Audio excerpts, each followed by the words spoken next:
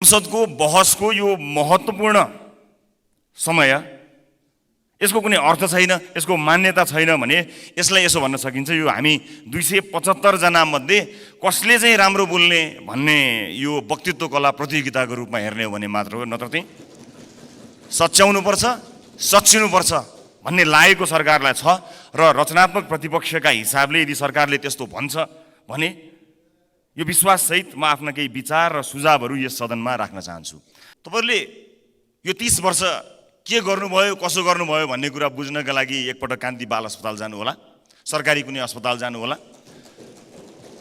गरिब विपन्न मान्छेहरू पढेका विद्यालयहरू जानु होला, विभिन्न तपाईले चुनेको, जानेको, ठानेको यहाँ जान्छु भनेर तपाईले चुज गरेको ठाउँमा गएर हेर्नु होला। आजभन्दा 30 वर्ष अगाडि हाम्रो बजेटमा 100 रुपैयाँमा 30 रुपैयाँको तलब हामीले खुवाउँदा रहेछौँ, 70 रुपैयाँ विकास गर्दा रहेछौँ। अहिले तपाईहरुले दाबी गर्नुभयो नि हामीले यसो गर्यौं उसो गर्यौं भन्दा अहिले ठ्याक्कै उल्टो, हामी 70 रुपैयाँको तलब खुवाउने र 30 रुपैयाँ बजेटमा खर्च गर्ने हैन, छुट्याउने यो अवस्थामा हामी आएका छौँ। त्यसकारणले यो 30 वर्षको मूल्याङ्कन गर्दा संसदमा उभिएर तपाईहरुले एकअर्कालाई छेडखानी गरिरहनु पर्दैन। त्यसका लागि एकअर्काको घरमा गएर चिया खाएर कुराकानी गर्नुस्, मजाले गफ गर्नुस्। यो महत्त्वपूर्ण नेपाली जनताले आशा गरेर हेरिएको संसदलाई त्यसको दुरुपयोग नगरिदिनु म अनुरोध गर्न चाहन्छु। चिया खाने ठाउँको अभाव छ भने हामी नयाँ नेताहरू घरमा आउनुहोस्, केही फरक पर्दैन, तपाईहरुकैमा जानुपर्छ भन्ने छैन। अब चिया खाने थलो परिवर्तन गर्नुहोस्, अब चिया खाने थालो नयाँ भर्खरै आएका सांसदहरूलाई पनि भेटघाट गर्नुहोस्, नयाँ दलहरूसँग पनि भेटघाट गर्नुहोस्। त्यसरी अभ्यास गर्नुभयो भने एउटा राम्रो अभ्यास बस्न जान्छ। समीक्षाकै कुरा गर्दा सरकारले संविधान कार्यान्वयनपछि पहिलो 7 वर्षमा भूकम्प, कोभिड-19, डेङ्गु आदिले अर्थतन्त्रमा चुनौती सिर्जना गरेको भन्दै हाम्रो आर्थिक क्रियाकलापमा सबैभन्दा असर गरेको कुरा यिनै कुराहरू भन्यो। तर हाम्रो आर्थिक क्रियाकलापमा सबैभन्दा बढी असर गरेको नाकाबन्दी भन्न सरकारले छुटाएछ कि डराएछ त्यो म अहिले भन्न सक्दिनँ, तर देख्न सकिएन। नाकाबन्दी बिर्सिने विषय होइन। राज्यले लिने आर्थिक एवं कर नीतिहरू अत्यन्तै विवादास्पद, पूर्वाग्रही, भेदभावपूर्ण हुने गरेका छन्। करका दरहरूमा गरिएको परिवर्तन अर्थतन्त्रको समग्र हितका लागि नभई निश्चित क्षेत्र व्यवसायीलाई लाभ पुर्याउने उद्देश्यका जस्ता देखिन्छन्। राजनीतिक दल र नेतासँग सामिप्यता भएका व्यापारी व्यवसायीहरूसँग प्रभावित भए जस्तो देखिन्छ र वास्तवमै यो मुलुकका लागि केही गर्छु भनेर कर तिरेर नियम कानुनको अधीनमा रहेका व्यापारी व्यवसायीहरू मार परेको यो अवस्था छर्लङ्ग देखिएको छ। त्यसलाई सम्बोधन गर्ने कुरा मैले देखेको छैन। नीति कार्यक्रममा तीनै तहको सरकारको बजेट निर्माणदेखि यो कार्यान्वयन प्रक्रियासम्मको पुनरावलोकन गर्ने, प्रदेश सरकार र स्थानीय सरकारलाई आफ्ना केन्द्रहरूलाई राष्ट्रिय राजमार्गसँग जोड्न लगाउने जस्ता कार्यक्रम समेटिएको देखेँ। यस्ता कुरा यो सङ्घीय सरकारले गर्ने हो भने प्रादेशिक संरचनाको काम केका लागि राखिएको? सरकार मन्त्री, प्रदेश सभा सदस्य, प्रदेश प्रशासनको राज्यलाई भार थप्ने बाहेक अरू काम के? आफ्नो सरकार निर्माण गर्न, बजेट निर्माण गर्न केन्द्र चाहिने यस्तो संरचनालाई सुधार गर्नुपर्नेमा नीति तथा कार्यक्रमले यसलाई अझ बढी थप घाँडो बनाउने काम गरिरहेको छ। त्यसैगरी स्थानीय तहमा साधन स्रोतको व्यापक दुरुपयोग हुने गरेको तथ्य यो महालेखाको प्रतिवेदन लगायतले देखाएकै छ। स्थानीय तहमा चाहिँ बेरुजु भएको रकम 11 खर्ब 4 अर्ब भएको देखिन्छ। यो गाउँ-गाउँमा सिंहदरबार पुग्यो भनेर प्रचार गरिएका स्थानीय तहहरूलाई जवाफदेही बनाउने ठोस कार्यक्रम मैले देख्न सकिनँ। केन्द्र 25 वटा मन्त्रालयबाट चल्न सक्छ, प्रदेशलाई 13-14 वटा मन्त्रालय चाहिएको छ, अझै विभाजन गरेर राज्य मन्त्री समेत बनाउने खेल चलिरहेको छ। मैले यो बुझ्न सकेको छैन। यसलाई रोक्ने नीति मैले देख्न सकेको छैन। निर्वाचन प्रणाली, खर्चिलो निर्वाचन प्रणालीको कुराकानी आयो। स्रोत र साधनको सीमितता हाम्रो अर्थतन्त्रको सबैभन्दा ठुलो समस्या हामी सबैलाई थाहा भएको छ। तर हाम्रो प्रशासनिक संरचना र राज्य सञ्चालनका विधिहरू भने अत्यन्त महँगा छन्। जस्तो निर्वाचन प्रणालीकै कुरा साथीहरूले गर्नुभयो। मैले मेरो निर्वाचनमा 9 लाख लगभग खर्च गरेँ। त्यो मैले गरेको खर्च हो, तर त्यसमा स्वस्फूर्त रूपमा अरू मानिसहरू हिँडेका छन्, दौडिएका छन्, यो अलग कुरा हो। उनीहरूले आफ्नो खर्च आफ्नै पकेटबाट गरे, मैले दिनु परेन, मैले बुझाउनु परेन। तर मेरै पनि खर्च 9 लाख हाराहारी भयो। यो मैले निर्वाचन आयोगलाई बुझाएको कुरा हो।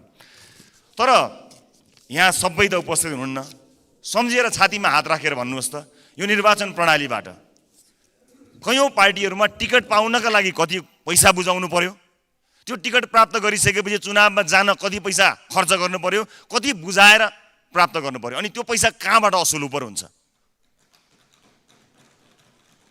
यहाँ ठुल्ठुला कुरा गर्ने कयौं माननीय ज्यूहरूले पनि कुन ढङ्गले राजनीतिक यात्रा अगाडि बढाउनु भयो र कुन बाटो हुँदै संसद आउनुभयो भन्ने कुरा छर्लङ्ग छ। त्यसकारणले यो निर्वाचन प्रणाली अत्यन्त खर्चिलो निर्वाचन प्रणाली छ, यसलाई ध्यान दिनुपर्ने अवस्था देखिन्छ। त्यसैगरी स्वदेशी र विदेशी लगानी प्रवर्धन गरी उद्यमशीलतालाई बढावा दिने कुरामा ठोस कार्यक्रम खास देखिएको छैन। गरी खाने वातावरण बनाइदिए पुग्छ भन्ने कुरामा हामीले जोड लगाउन खोजेको। जस्तो कुनै मुलुकले हामीलाई 5 अरबको अनुदान दिन्छु भन्यो भने त्यो 5 अरबको अनुदान होइन, बरु 1 अरबको लगानी खोजौँ, लगानी गर्ने वातावरण सृजना गरौँ जसले जब क्रिएसन गर्छ, हाम्रो अर्थतन्त्रलाई चलायमान गराउँछ। मुलुकमा नै राम्रो गरिरहेका विदेशी लगानी कम्पनीहरूले समेत थप लगानी गर्न नसकेको यहाँ अवस्था रहेको छ। त्यस्ता समस्यालाई सम्बोधन गर्न सरकारले के नीति लिँदैछ हामीलाई थाहा छैन। यो देश गरी खाने देश हो, मागी खाने देश होइन। त्यसकारणले देशलाई गरी खाने देशका रूपमा नीति बनाउनु पर्ने हो। मैले नीति कार्यक्रममा त्यो देखिरहेको छैन। हामी यो रिजनकै बढी ट्याक्स लिइरहेका छौँ, 22-23% ट्याक्स लिइरहेका छौँ भनिएको छ। कम्तीमा पनि कम्पिटिटिभ हुनु पर्यो। यो रिजनकै सबैभन्दा महँगो ट्याक्समा हामी बसेका छौँ र केही रिपोर्टहरूले केही इन्डेक्सहरूले के भनेका छन् भने ट्याक्स 22-23% छ अनि घुस कति भनेर सोच्दाखेरि लगभग 30% जति देखिएको छ। लगभग 50% पैसा यसरी खर्च गरिसकेपछि बाँकी 50%बाट कसरी व्यापारी व्यवसायी उद्योगीहरूले कसरी अगाडि बढ्न सक्लान्, कसरी गरी खालान्, यो अत्यन्त हेर्नुपर्ने विषय हो। त्यसकारणले यो कम्पिटिटिभ होस्। त्यसमाथि पनि यो ट्याक्स पे गर्ने कुरा पनि यति धेरै हाई ट्याक्स मात्र होइन, यो एकदमै सुपर कम्प्लिकेटेड 17 ठाउँमा बुझ्नुपर्ने जानुपर्ने यो झन्झटिलो अवस्था छ। यसलाई सम्बोधन गर्ने कुरा नीति तथा कार्यक्रममा मैले देखेको पनि छैन। ठुलो फरेन इन्भेस्टमेन्ट यो अवस्थामा आउने सम्भावना पनि छैन। यो होइन कि देश सानो हुँदैमा मल्टिनेसनल कम्पनीहरू अथवा ठुला अलिकति रेपुटेड कम्पनीहरू लगानी गर्न नआउने होइन। इराक अफगानिस्तानमा पनि कम्पनीहरू लगानी गरिरहेका छन्। लगानी गर्ने वातावरण हरेक ठाउँमा काहीँ न काहीँ हुनसक्छ। तर घुस खुवाएर लगानी गर्नुपर्ने देशमा रेपुटेड कम्पनीहरू आउँदैनन्, घुस नखुवाइकन लगानी गर्न सकिँदैन भन्ने कुराको एउटा मेसेज गएको हुनाले यहीँ पनि फरेन इन्भेस्टमेन्ट लिएर यहीँ लगानी गरेका कम्पनीहरूको पनि अनुभव राम्रो छैन। उनीहरूलाई विभिन्न युनियनहरू खोलेर बन्द हडताल गरिदिने अनि विभिन्न नीति निर्माताहरूलेदेखि लिएर इभन समाचारहरूमा समेत पैसा मागेर हैरानी गर्ने कारणले कसैले सोध्यो भने नेपालमा इन्भेस्ट गर्न आउँ भनेर कसैलाई भन्यो भने त्यो रेकमेन्ड गर्ने अवस्थामा अहिले एक्जिस्टिङ मानिसहरू पनि छैनन्। त्यसकारणले यसलाई ध्यान दिएर नीति कार्यक्रम बनाएको जस्तो मैले देखेको छैन, पाएको छैन। कृषिको कुराकानी गर्दा किसानलाई आवश्यक पर्ने रासायनिक मल, बिउ बिजन लगायतका कृषि सामग्रीहरूको सिजन हुनुभन्दा अगाडि लगभग 3 महिना अगाडि नै व्यवस्था हुनुपर्ने हो। तर खै सरकारले यसतर्फ कुनै गम्भीरता देखाएको मैले देखेको छैन। अब देखिन थाल्छन् जब मल बिउ चाहिन्छ त्यतिखेर किसानहरू सडकमा आउनुपर्छ। खेतमा जानुपर्ने किसानहरू, आफ्नो बाली उब्जनी गर्नमा जानुपर्ने किसानहरू काठमाडौँ आउनुपर्छ, सिंहदरबार आउनुपर्छ। यो अवस्था सिर्जना भएको छ। त्यसै गरी कुनै पनि लगानीकर्तालाई नेपालमा व्यवसाय सुरु गर्न अत्यन्त झन्झटिलो छ। दर्ता गरेर सबै स्वीकृति प्राप्त गर्न एकदमै असल भयो भने 22-25 दिन, नत्र 6 महिनादेखि 1 वर्षसम्म लाग्छ। यो झन्झटिलो प्रक्रिया छ। न्युजिल्यान्डको तपाईँले एक्जाम्पल हेर्नुभयो भने हाफ डेमा व्यवसाय दर्ता भएर त्यो सेकेन्ड हाफ डेमा सेम डेको सेकेन्ड हाफ डे चाहिँ उसले रेभेन्यू जेनेरेट गर्न सुरु गर्छ, ट्याक्स दिन सुरु गर्छ। त्यस्तो किसिमको व्यवस्था छ। यसमा मैले त्यस्तो कुरा देख्न सकिनँ।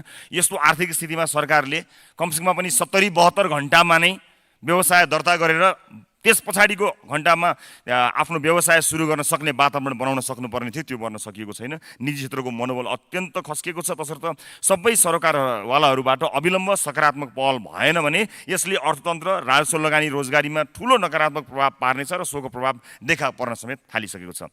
नीतिगत अस्थिरता अर्को एउटा चुनौतीको रूपमा देखिएको छ। अघिल्लो सरकारले लिएको नीति पछिल्लो सरकारले परिवर्तन गरिदिने।